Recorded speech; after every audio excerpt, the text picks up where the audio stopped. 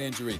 Interesting game for the Clippers tonight. They play the Cleveland Cavaliers at the Intuit Dome in Inglewood. The Cavs have the NBA's best record at 56-11. This is a busy time and a fun experience for Norfolk State Athletics Director Melody Webb. The Norfolk State men and women's basketball teams are in the NCAA tournament. Webb was hired at the HBCU school on July 1st, 2020. She's the first female athletics director at Norfolk State in school history. The men's team plays Florida on Friday. The women's team faces Maryland Saturday. No debates, no speculation, just the info you need. That's your KBLA Sports Minute. I'm Ray Richardson. More news, opinions, and conversation when we come forward on KBLA Talk 1580.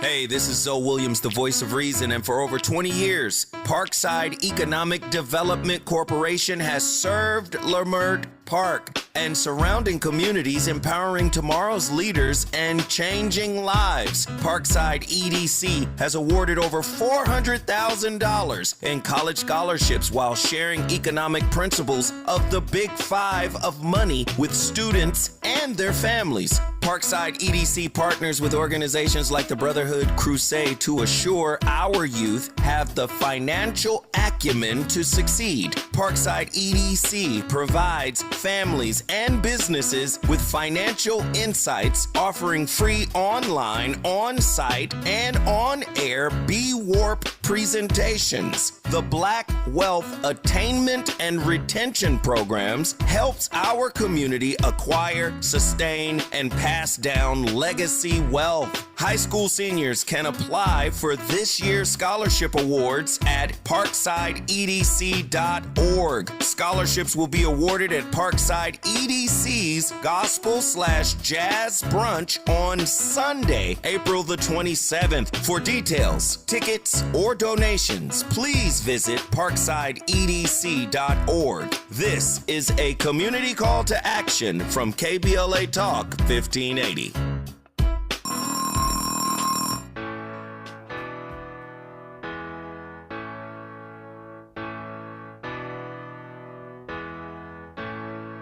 It was 7:45, we were all in line to greet the teacher, Miss Kathleen. First was Kevin, then came Lucy, third in line was me.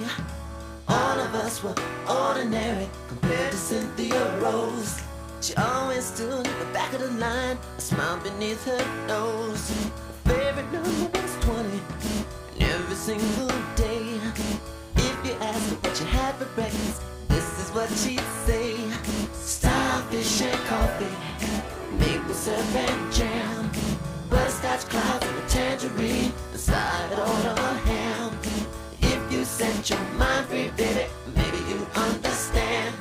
Starfish and coffee, maple syrup and jam.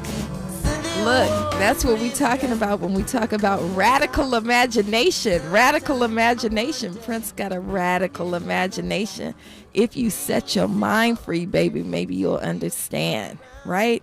And so we've been talking about the importance of radically imagining the world that we want to live in, responding to all of the crises that swirl around us, responding to the fascist attacks. We have to respond. We have to get out there and say, no, Israel, funded by your tax dollars, will not steal the lives of 400 people overnight and it go unaddressed. We're going to get out there, and at 11:30 we'll be out by UCLA protesting. We have to do that. We have to stand with federal workers as they face down a Trump regime that's trying to undo labor unions. We have to stand up for those who've been killed by police and with their families, right? We have to stand with Alvin Cole and say Alvin Cole's name. We have to stand with Roger Fortson and say Roger Fortson's name. We have to do that work. We have to do that work, and we also have to radically imagine the world that we actually want, not just respond to their agenda. We have to radically imagine and build towards a world that we want to live in. Look, my brother from another mother, my Howard comrade, is calling in. That was many years ago. But look, I like to pretend. I like to remember the days of old so I can make sure that I keep alive in me my radical being and my understanding that we can change the world. We can change the positions of Black people. We can free our people. We can free ourselves if we do the work. And so one of my dearest comrades and longest comrades is Malik Zulu Shabazz. He is founder of Black Lawyers for Justice. He's also with Afro Descendant Nation. And we were just texting and I said, call in and let me talk to you about Black freedom. So thank you so much, Brother Malik Zulu Shabazz, for calling in. Thank you so much for having me this morning. Sister Queen Melina, Abdullah, it's my honor to be on with you. Thank you. So look, we're just kind of in this conversation about Black freedom and what Black freedom looks like.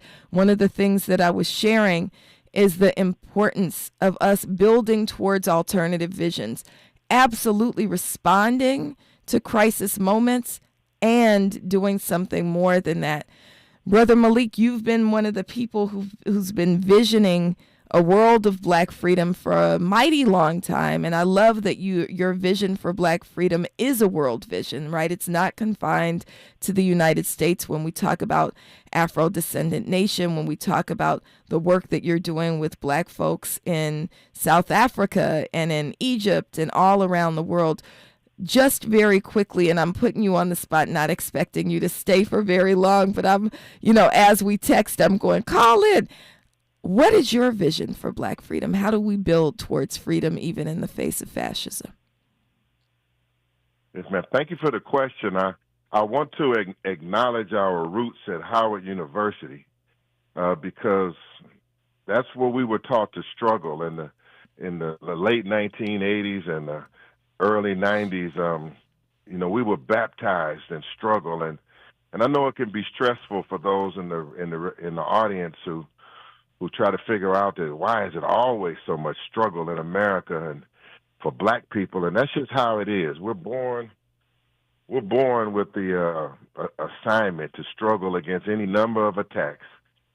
So I guess we have to first establish a world where we don't let the world of white supremacy, fascism, racism deteriorate us mentally or physically.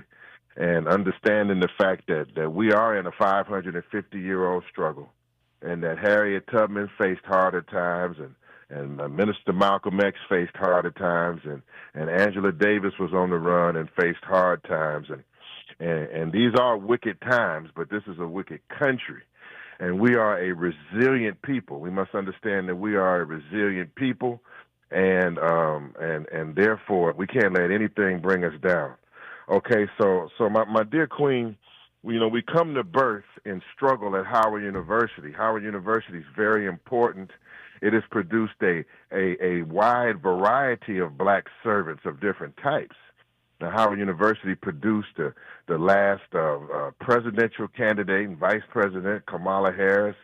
It has produced Democratic mayor of Newark, now gubernatorial candidate Ras Baraka. We remember Ras Baraka from Black Nia Force. He's running for governor, and then you got Kasim Reed and Ras Baraka. If I could just interject, I'm sitting in Dominique DiPrima's chair this morning, guest hosting for her. Ras Baraka is Dominique's brother, who we know from Howard University. Go ahead, and I know you were going to lift up Kasim Reed as well. Oh, okay, yes. Greetings. Okay, that's very important information. So we've got people that have come from our tradition of struggle that have gone into the system, that have tried to rise to the top of the system, and then we have the Melina Abdullahs and Attorney Shabazzes that directly have fought the system, persecuted by the system, still battling this system. And so I just want to say that Black people, you should take comfort that you do have some seasoned leadership here at the table, at least on this phone line, and that there is hope. Along my way of being an attorney and fighting police brutality cases, I've been the chairman of the New Black Panther Party on at least two different occasions for a total of 15 years. And I would echo, to conclude, I echo the sentiments of you, Mr. Abdullah. I mean, we have to resist, we have to object, and we have to react as well as be proactive. This is a great time to build organizations. This is a great time to build our movement. This is a great time to understand that with the fractures and really incoherency of the Democratic Party, that self-determination and black power is what people want, and this is what our sector of leadership is scheduled to deliver in this hour. And we are a worldwide people. We're not just stuck in America, and we do have options. We do have options. While we fight this system, there are options of land, territory, and separation of our own in other countries. And I'm partially along board with that plan. Yes, ma'am. That's right. Well, thank you so much, Brother Malik Zulu Shabazz, for calling in. I think that expanding our view of what Black freedom looks like, as you went through the list of powerful and important and visionary Howard alumni, I'm also thinking of Kwame Ture, right, who was a Pan-Africanist, who comes out of Howard University, who was at the top of the list of books that you should be reading right now, right? Black Power is at the very top of the list of what we should be reading right now. And, you know, what he was writing then is applicable now. And so thank you, Brother Malik Zulu Shabazz. How do people follow you? Okay, what you all can do is you can go to my legal website. I'm at Black Rights Matter, blackrightsmatter.org, the website of Black Lawyers for Justice, or I can be text. I can be text at 202-369-9986, 369-9986. I am an attorney fighting on the front lines. I'm also a key member of the Afro-descendant nation who is organizing heavily for reparations. And I'm also part of the Black Panther movement that is rebuilding around America. And I'm advocating that our people adopt a Black Panther mentality in this hour. So if these subjects interest you, I am a student of Dr. Khalid Muhammad, and my text is 202-369-9986, and I have not given up, and I'm honored to be on your show, ma'am, and I'm supporting you in every way I can. Thank you so much for calling in, Brother Malik. When we come forward, we will be talking with Aaliyah Wright. Aaliyah Wright is a journalist with Capital B News. We talked about the importance of Black journalists. We talked about Ida B. Wells, just came up in conversation with Sister Rosie Milligan. And so we get to talk with someone who seeks and is inspired by Black women journalists like Ida B. Wells. We'll talk with Aaliyah Wright when we come forward. You're always invited into the conversation at 800-920-1580, 800-920-1580. More to come with Aaliyah Wright. She's reclaiming her time on KBLA Talk 1580. More First Things First with Dominique DiPrima when we come forward. Lowe's knows how to help you get the most out of your store run. That's why members save more with My Lowe's Rewards. Earn points towards My Lowe's money on eligible purchases. Get access to member-only deals and free member gifts. Plus, unlock free standard shipping when you reach Silver Key status. So what are you waiting for? Join for free today. Lowe's. We help. You save. Loyalty program subject to terms and conditions. Details at lowes.com/terms. Subject to change. The revolution will not be televised. What's up? It is Killer Mike, also known as Michael Render, and I'm encouraging you to listen to more, not less, of Truth Time with Dr. Cornel West and Senator Nina Turner on KBLA Talk 1580. At Charmin, we heard you shouldn't talk about going to the bathroom in public, so we decided to sing about it. Charmin Ultra Strong. You can use less, better than the rest. Charmin Ultra Strong. Your booty past the clean test. Salmon wave texture, it's the best. Study up, teach a lesson on fresh. Your booty past the clean test. Yes, sir. Charmin Ultra Strong. Charmin Ultra Strong with diamond weave texture cleans better than the leading one-ply brand, so you can use less. Enjoy the go with Charmin. Diane from Michigan, a disabled senior citizen trying to get by. Henry from Florida, a veteran fighting to make ends meet. Elena from Arizona, a mother struggling to feed her daughter. Hi, I'm Connie Britton, and I support Feeding America because they help provide over 6 billion meals to people in need each year, like Diane, Henry, and Elena. Learn more at feedingamerica.org. Feeding America, 200 food banks strong. If you're living with dry age-related macular degeneration or dry AMD, you may be at risk for developing geographic atrophy or GA.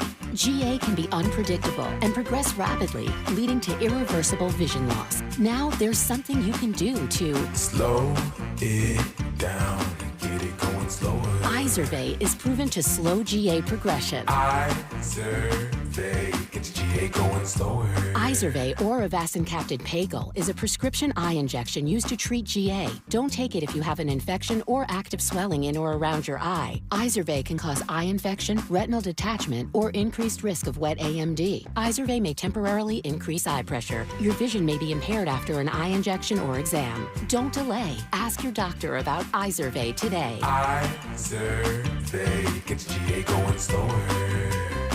Visit Izervay.com. That's IZERVAY.com. The conversation continues right now with Dominique DiPrima on First Things First. My name is Melina Abdullah, and I have the honor of sitting in Dominique DiPrima's chair this morning, talking about all things Black freedom. And we're in conversation with Aaliyah Wright, who is the rural issues reporter for Capital B News.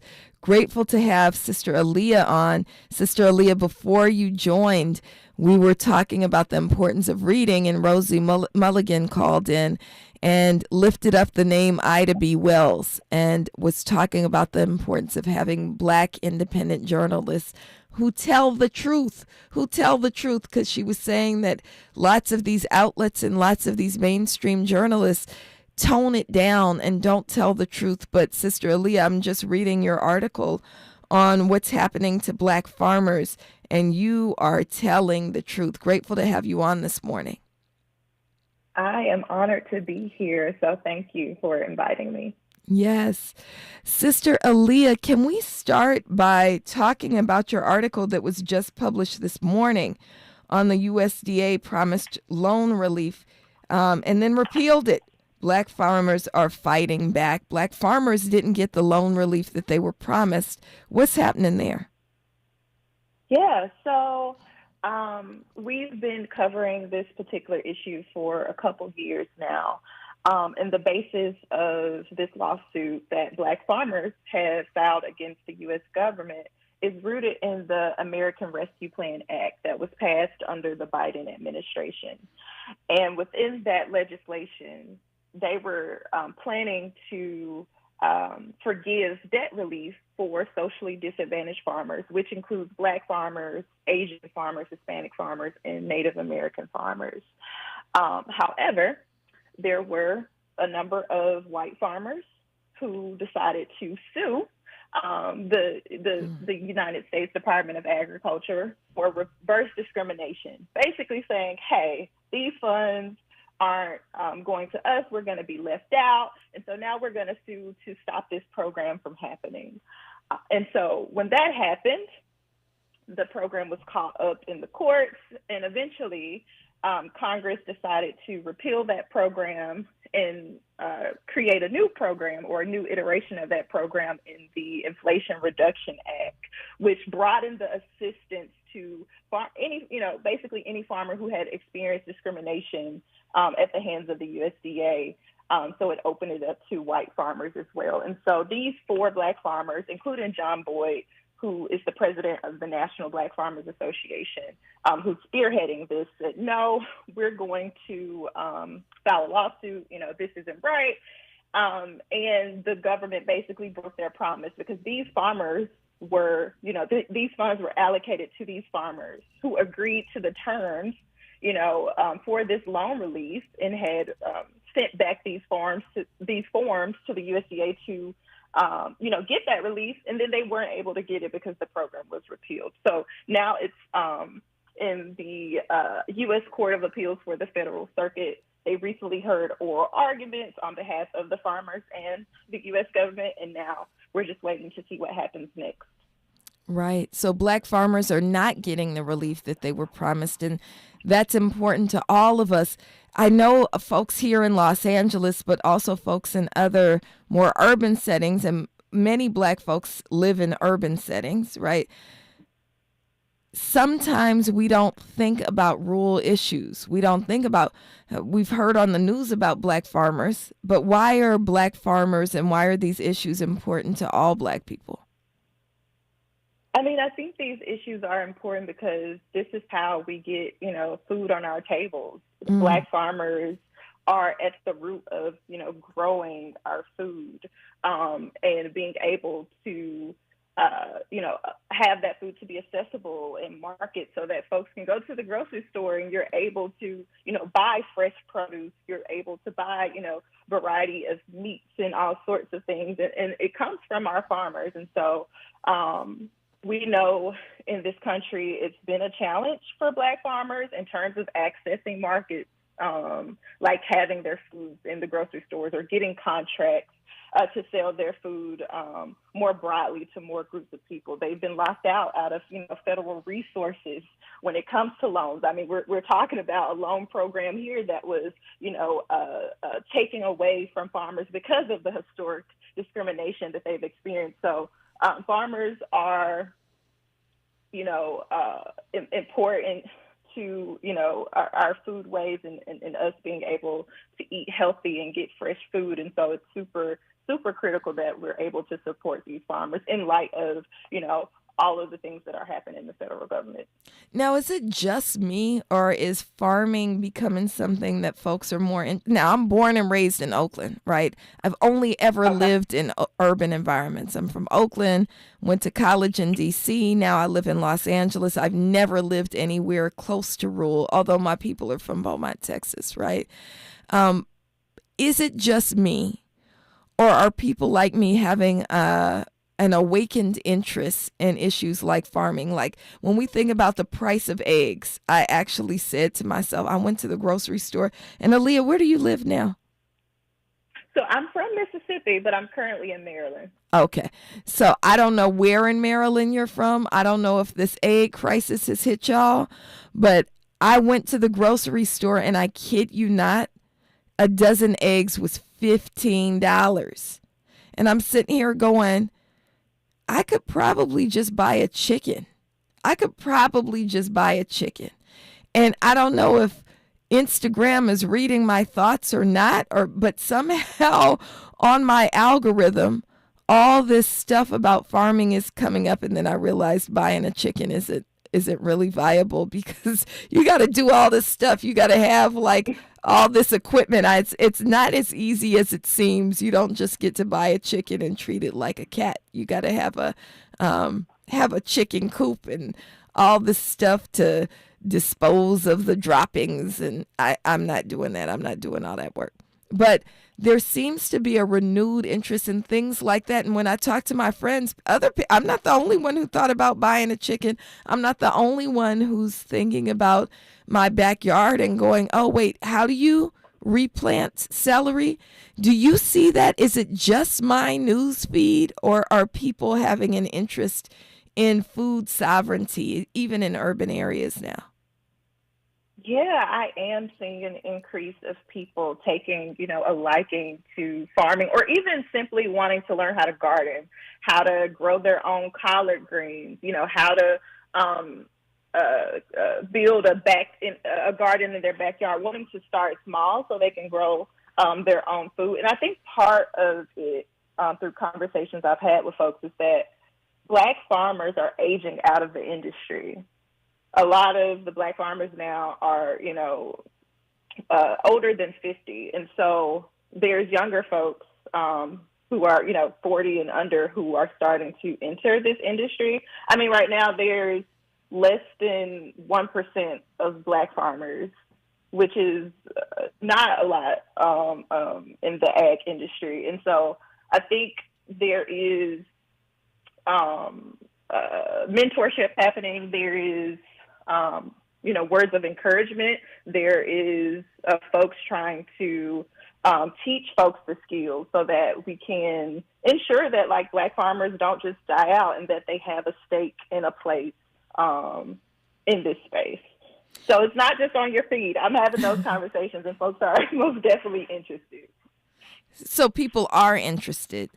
It's not just my feed. That's interesting to know. And I want to talk with you also about how you got into this, right? So and what your focus is. I know you said you're from Mississippi. How did you become a rural issues reporter? You know what? I think in hindsight, I didn't really know this then, but I think when I entered journalism, I had a passion for reshaping the narrative. I had consistently read headline stories about Mississippi in particular that didn't expand on the nuance or the discrimination or the historical and systemic factors that have contributed to, poor health outcomes. For instance, low employment rates, all of the things that we see or know Mississippi to be, like there was not those conversations in those pieces. People weren't really talking to people on the ground who were, trying to combat all of these issues. And so I was like, you know what, I want to go into journalism and I want to make sure that at the heart of these stories are people. And I'm from a rural, small town in Mississippi, so I think it was already, brewing in me because of my experience, my family's experiences, what I knew and saw Mississippi to be. And so I actually started as an education reporter in my hometown. That expanded to the Mississippi Delta region, and then it expanded to covering education on a statewide level. But after a few years, I wanted to expand more and explore rural areas outside of Mississippi. And that's when I just started covering, state policy from a rural perspective. And then I felt like I wasn't able to cover our community unapologetically in ways that, so I had to explain why a Black story was important or why an issue affecting Black communities were important. And I was just kind of exhausted with that process. And when I learned about Capital B and when they were starting up, I was like, wait a minute, this is a golden opportunity to do what I love, but not having to always explain why this matters to our people and why it's important. And so, Capital B gave me the opportunity to do that authentically, and also, go after the things that people aren't talking about, the conversations, the issues. And so, that has expanded to, Black farmers and agriculture, to, education, to healthcare and rural hospital closures, to, politics and it's just a gambit of things that I'm able to cover under the rural issues beat. Great. And on the other side, I want to talk about the importance of independent media, We're talking with journalist Aaliyah Wright right here on First Things First. You're invited into the conversation at 800-920-1580. Much more to come after news, traffic, and sports. KBLA Talk 1580 is an intervention. When we come forward, includes you. KBLA Talk 1580, turning pain into power. I'm Bree Wood with 4 Things You Should Know with BIN News. Corinne Rankin is the new chairwoman of the California Republican Party, the first Black woman in this role. She replaces Jessica Millen Patterson and supports President Trump. She aims to end the Democrats' one-party rule.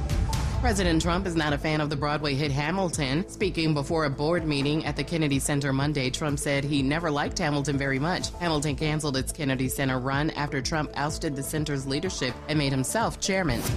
DOJ employees entered the U.S. Institute of Peace despite protests following President Trump's executive order to shrink the federal government. CEO George Moose reported the forced entry with police present. The purpose remains unclear, and other organizations are also affected.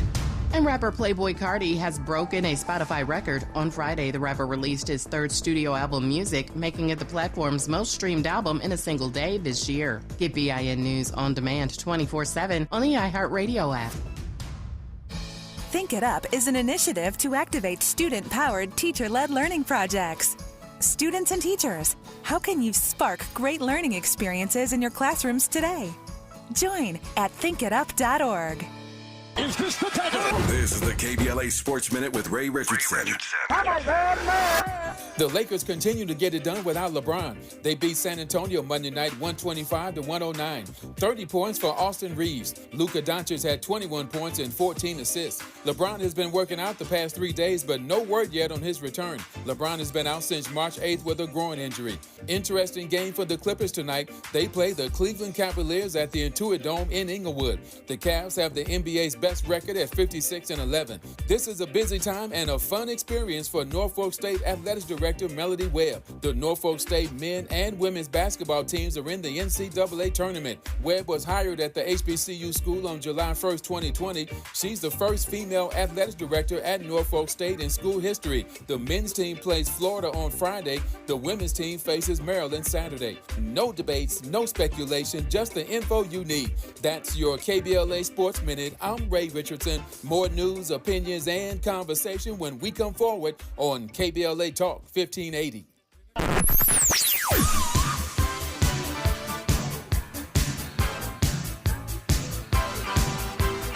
This is KBLA Talk 1580. Talk radio. That's music to your ears. We're unapologetically progressive. KBLA Talk 1580. I feel so alone. I'm embarrassed to talk about it. How can I help my kid if I can't help myself? I can't remember when I wasn't stressed. I don't like inside. When you feel overwhelmed by your thoughts and emotions, it's okay to get help. You are not alone. CalHope is here for you with free, safe, and confidential mental health resources for youth, young adults, families, and you. Find support now at calhope.org. Stories are power. The Black Land Lost Narrative Archive Project is an effort to collect, preserve, and amplify stories of Black land loss. It will form an invaluable resource for scholars, authors, historians, educators, storytellers, policymakers, and change agents who wrestle with issues of restitution, reparations, racial inequality in home ownership, and the racial wealth gap. Through documenting stories of Black land loss, the archive will help demonstrate the magnitude of what Black families have lost and will continue the national dialogue to encourage paths to restitution, rebuilding, and healing. Support the Black Land Lost Narrative Archive Project by visiting www.blacklandlost.org or by donating at www.blacklandlost.org/donate. Spread the word to inspire awareness, activism, leadership, and change. And join us in making a lasting impact. This is a community call to action from KBLA Talk 1580. We've got your black. Wesley Financial Group is not a law firm. If you own a timeshare, don't miss this public service announcement from Chuck McDowell, founder of Wesley Financial Group. If you receive an unsolicited phone call or mail piece to discuss selling, renting, or especially canceling your timeshare, don't fall for it. If you really want out of your timeshare, hang the phone up immediately or throw that mail piece in the trash and contact your timeshare resort or Wesley Financial Group for assistance with your timeshare. As the only Inc. 500 timeshare cancellation company, our knowledge, experience, and results has made Wesley a trusted resource for over 40,000 families we've helped get out of their timeshare. Give us a call, and I'll send you our timeshare exit information kit free with the straight facts about your timeshare and all of your options for cancellation. Call for your free info kit, 800-511-2112. That's 800-511-2112. 800-511-2112. We're not for everybody, but we're for everybody. You're listening to KBLA Talk 1580. My name is Melina Abdullah, and you are listening to First Things First. I'm sitting in for Dominique DiPrima, and you are invited into this conversation that we're having with Sister Aaliyah Wright, who's a rural issues reporter for Capital B News. We got Michael calling in from Kansas City. What we got, Michael? Yeah, good morning, and thank you for taking my call. Best wishes on a speedy recovery to Sister Dominique. You all were talking about eggs a little while ago. Yes. And one of I Googled egg substitutes for baking, and what came up was several oils and bananas. And what I've been doing for a while is that I'll do like two boxes of Jiffy Mix, and I had been using eggs, but I took one banana, let it get right till it started to get the little brown spots on it. When the sugars are really coming out, mash the banana up, takes about a minute, put that in the mix, in the oven. You wouldn't really know the difference. A little banana taste, but if you like bananas, I'm not spending $6. Well, here in Kansas City, eggs are $6.99 a dozen. I'm not spending $6 on eggs if I don't have to. If I want scrambled eggs, yeah, but for baking and some other substitutes, bananas work. So my point is that there are things that we can do to, I'm going to say, fight back. We don't just have to accept what's going on. The Trump administration, we have some neighborhood community gardens here, and they've cut back. One Ivanhoe neighborhood had a $130,000 USDA grant. Trump cut it out. On the other side of the state line over in Kansas, there's an urban farm. They cut that grant out. So they're doing other things to fundraise and get community support. But there are things that we can do, and I'll quickly recommend a book. It's an old one, Diet for a Small Planet. Francis Moore LePay came out in the 70s. It talks about, it's 50 years ago, and it's talking about the things that are going on in terms of nutrition. So as always, thank you, and thanks for taking my call. Thanks so much for calling in. And $6.99 sounds cheap for us Angelinos, where they're $15 in the grocery store. So I did find cheaper eggs. So Trader Joe's has them for cheaper. If you get to Costco really, really early, you can still get some eggs. But eggs are a ridiculous amount. Brother Michael, I'm going to also encourage you to not use Jiffy. Well, as a Muslim, we know not to use Jiffy, but they have lard. Jiffy has lard. I know it's just powder, but there's lard in there. So if you don't eat pork, can't be eating that Jiffy mix. All right. Brother Randy is calling in from Watts. What you got for us, Randy? Well, the reality, you definitely hit a nerve, because Watts and Inglewood and Compton, before we were allowed to move in there, was the best farm area of Southern California. If you notice, we have like 6 to 11 inches of adobe topsoil all across that. And for hundreds of years, that Compton Creek supplied the area with a lot of fruits, vegetables, and livestock.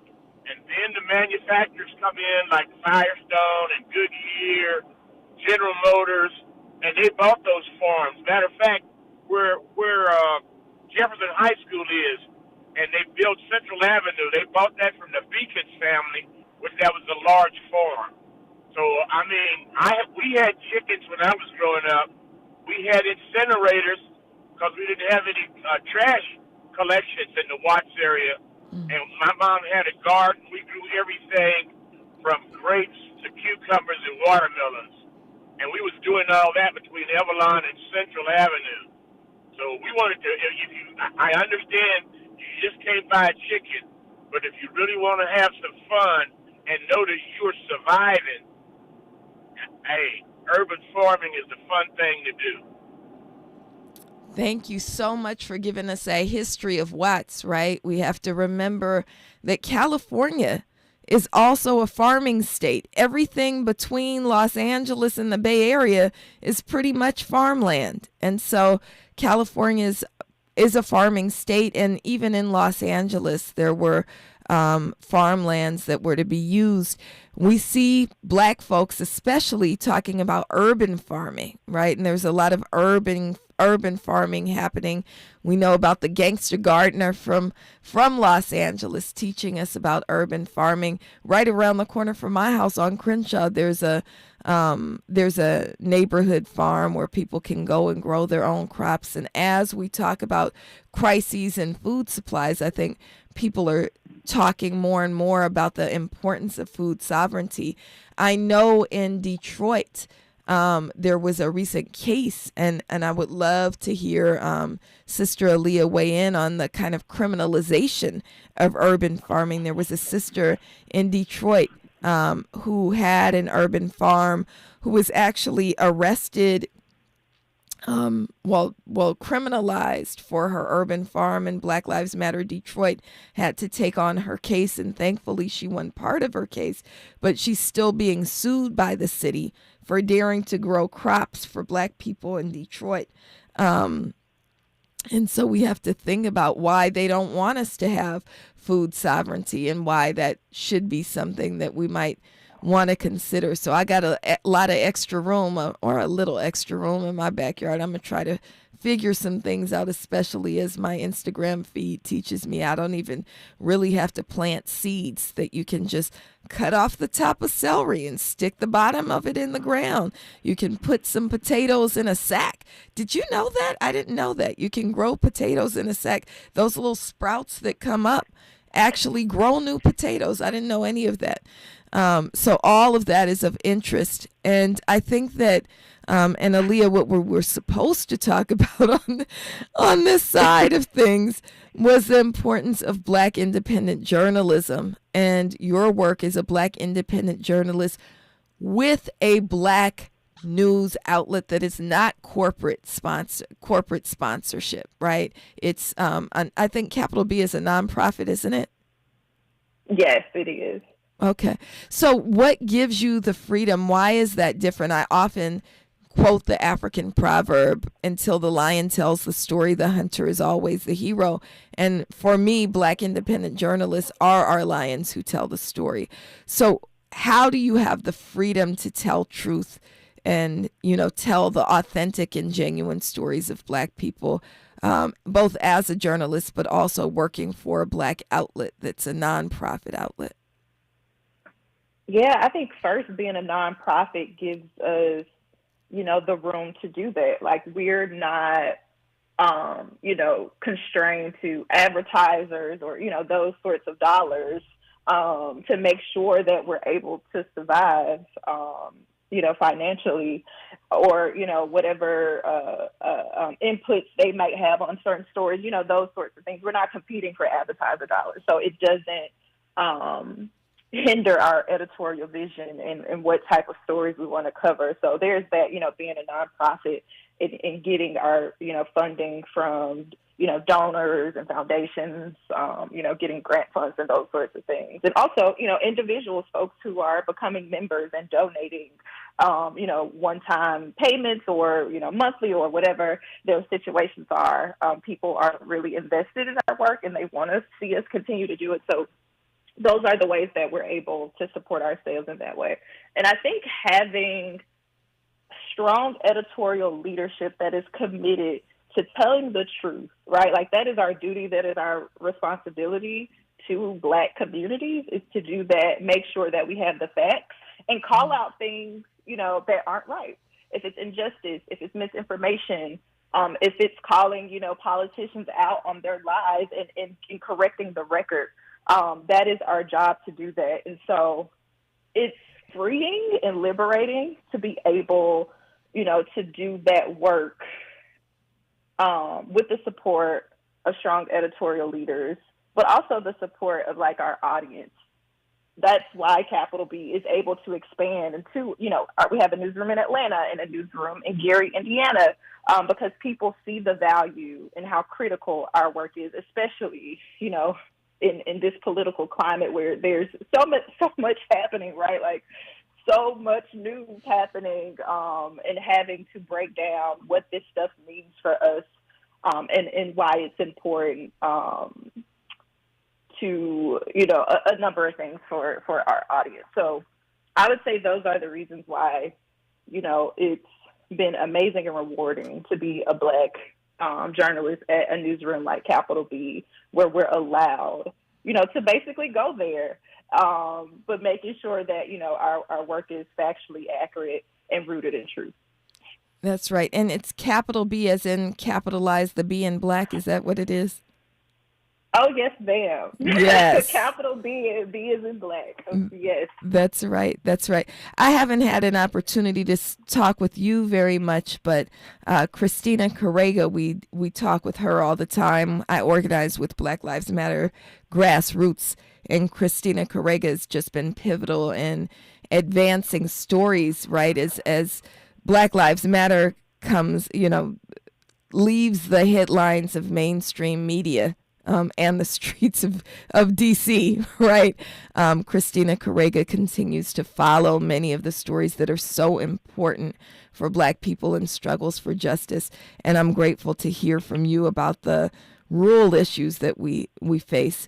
I think a lot of folks, Black folks who live in urban areas, think that the world centers around us. And if you're not a Black person in New York or Los Angeles or maybe Atlanta, then who are you, right? But when we look at the data, only 41% of Black people actually live in urban areas. It looks like more like, as I'm just doing a cursory glance, 56% of Black people still live in the South or are rediscovering the South. When we come forward, I want to hear from Aaliyah Wright on what are the most important issues we should be paying attention to. Is it Black farmers?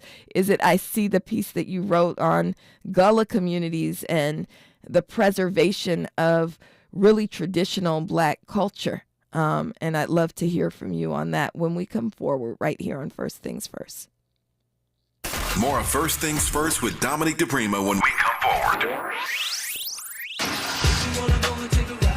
Do you need a ride? Yeah! Do you want to ride in style? Yes, I do. We've got you covered. K-Meets, luxury transportation that puts you first. K-Meets, luxury transportation. Looking for something exclusive? K-Meets has you covered with our 6-seater Sprinter limo. Perfect for couples and small groups who want to travel in style. Whether it's a night out, a special event, or just because. Our elite Sprinter offers the perfect blend of luxury and intimacy without the crowd. K-Meets. Fuel injected, brand new, inspected. Emissions got tested, details perfected. K-Meets. Need a sleek SUV? K-Meets has elite SUV service as well. Visit KMEBlack.com. That's KMEBlack.com. Call and book right now. 424-500-4751. That's 424-500-4751. Ride in luxury. Ride in style. Ride with K-Meets. A new day is on the horizon. Behind every great moment in history, there's a woman whose story went untold. This March, KBLA Talk 1580 celebrates the trailblazers who changed our world. From Rosa Parks to Constance Baker Motley, from Katherine Johnson to Kamala Harris, these are the voices that broke barriers, challenged limits, and reshaped America. Join us all month long as we honor the women who dared to dream, fight, and lead. KBLA Talk 1580, amplifying women's stories that inspire generations.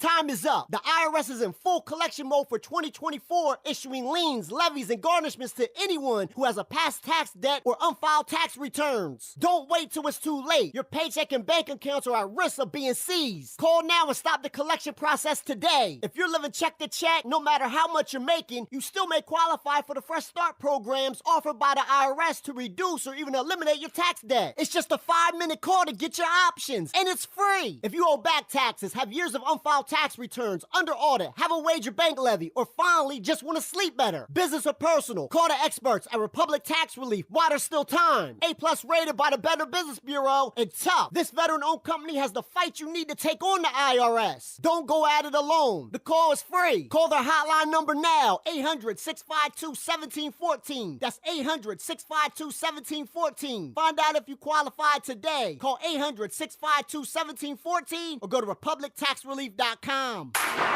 This is KBLA Talk 1580, where everybody is somebody and nobody is a stranger. You belong here. And you're listening to First Things First. My name is Melina, Abdullah, and I am sitting in for the one and only Dominique DiPrima this morning. We're speaking with Aaliyah Wright, who is a rural issues reporter on Capital B News. And Sister Aaliyah, I'm reading through some of your writings, And there's so much that's so interesting. And I love how you present your work in ways that are really digestible and connect and also kind of compel people to get involved, right? So it seems that your writing isn't just to tell a story, but also to say what we can do about things, right? At least that's how I'm reading this latest piece that you wrote on what's happening with Black farmers who, as you shared, are less than 1% of farming. And as we talk about the corporate takeover of farming and what it means to have these big corporate farmers, I think that it uplifts the importance of Black farming. For you and for us, what are some of the most important rural issues that we face? Yeah, of course, as we've talked extensively, Black farmers, I'm always, going to put them at the forefront and front and center because, as I mentioned, they have been locked out of resources, needed to continue their legacy for, generational wealth for their families, but also, in support of their community. So if you can go by a farmer's market or, tap in with your local farmers and provide them support, I think that would be amazing. But I think something else that I've been writing a lot about has been the erasure of historic Black communities and Black towns through, land loss, or even, government officials actively not ensuring their communities have adequate resources just to be able to survive, right? So I think about Sparta, Georgia, a case I've been following for a couple of years now. There is a predominantly Black rural town in Georgia, and Black families there have been fighting a railroad from trying to take their land. So this railroad, this 130-year-old, predominantly white-owned railroad company has decided that since the Black families do not want to sell their land, they're going to try to take it through a process called eminent domain, which has been around for centuries, right? It's how the public government, government officials basically take private land for public use or what they deem as public use. And this railroad company is basically saying, oh, we're going to build this railroad to support these private companies to transport their products, and that is the public use. So these families are arguing, one, that is not a public use, it's benefiting only a few, but they're also advocating on behalf of their family legacies. They've had this land in their family for centuries.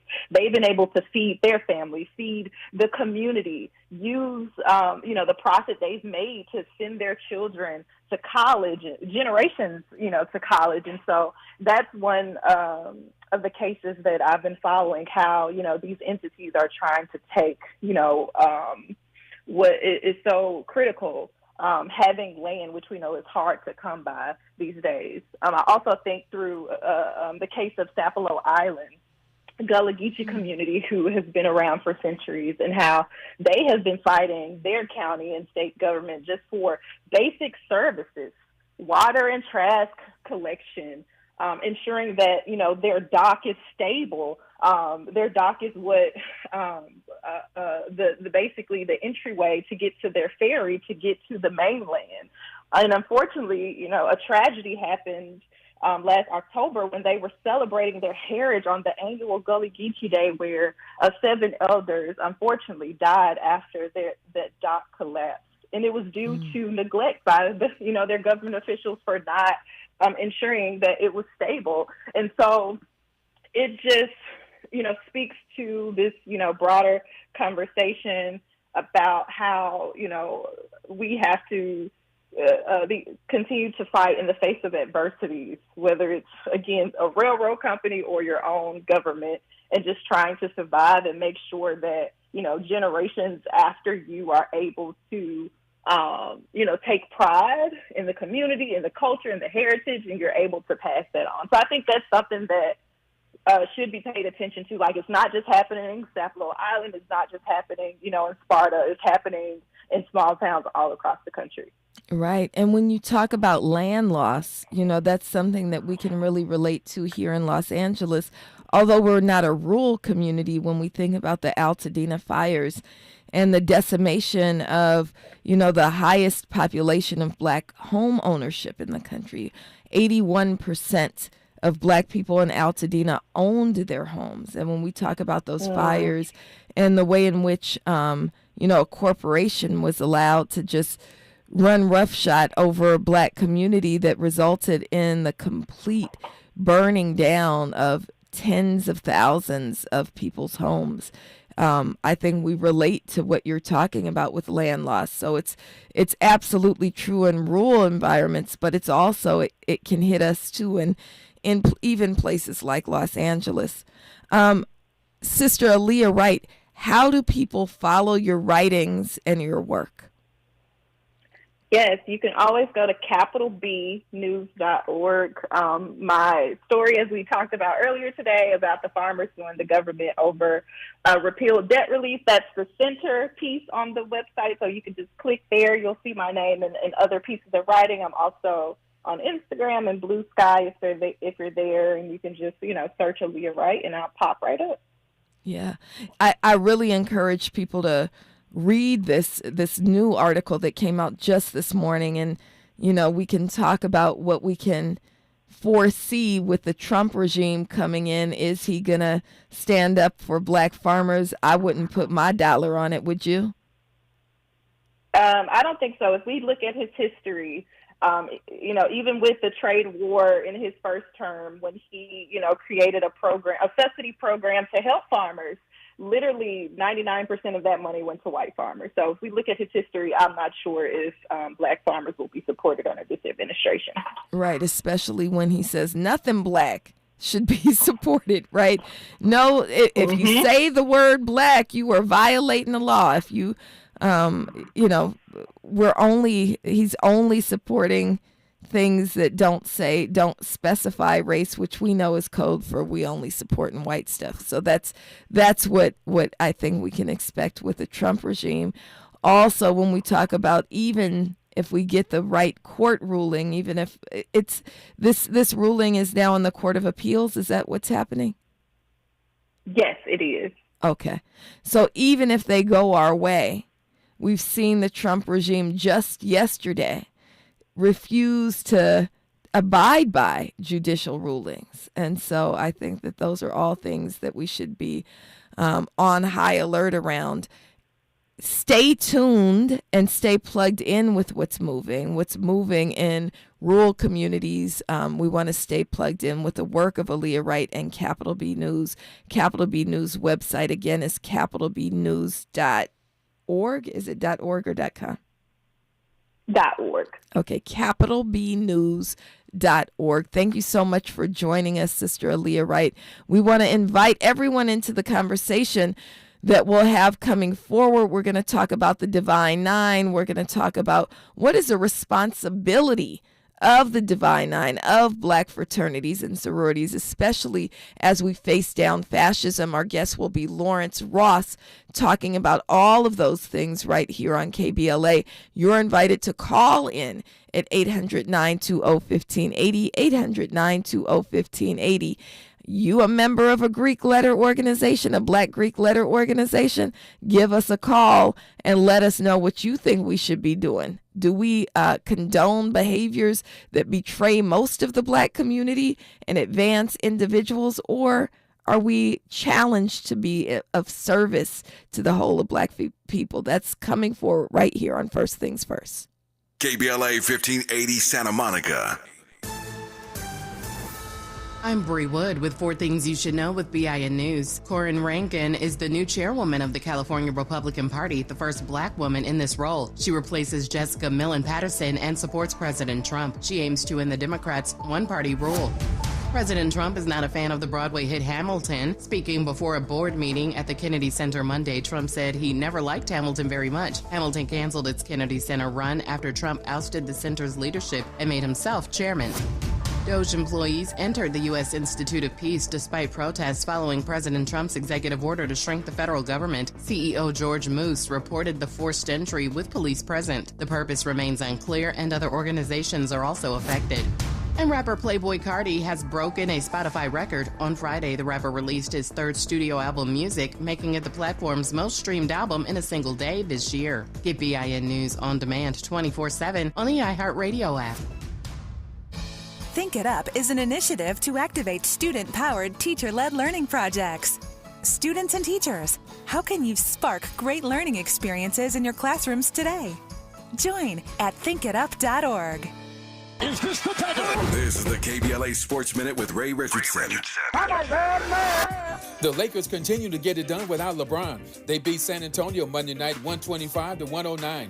30 points for Austin Reeves. Luka Doncic had 21 points and 14 assists. LeBron has been working out the past 3 days, but no word yet on his return. LeBron has been out since March 8th with a groin injury. Interesting game for the Clippers tonight. They play the Cleveland Cavaliers at the Intuit Dome in Inglewood. The Cavs have the NBA's best record at 56-11. This is a busy time and a fun experience for Norfolk State Athletics Director Melody Webb. The Norfolk State men and women's basketball teams are in the NCAA tournament. Webb was hired at the HBCU school on July 1st, 2020. She's the first female athletics director at Norfolk State in school history. The men's team plays Florida on Friday. The women's team faces Maryland Saturday. No debates, no speculation, just the info you need. That's your KBLA Sports Minute. I'm Ray Richardson. More news, opinions, and conversation when we come forward on KBLA Talk 1580.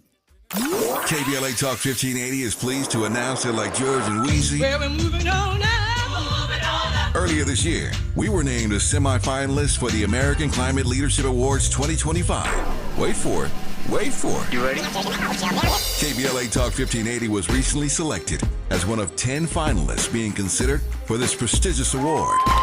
Hundreds of organizations, institutions, and even cities were nominated in the selection process. But KBLA Talk 1580 has made it to the finals. You're invited to watch live on Wednesday, April 16th at 10 a.m. Pacific, 1 p.m. Eastern, 12 p.m. Central, as Eco America announces the winner and the runner-up, awarding over $200,000 in prize money. To watch live,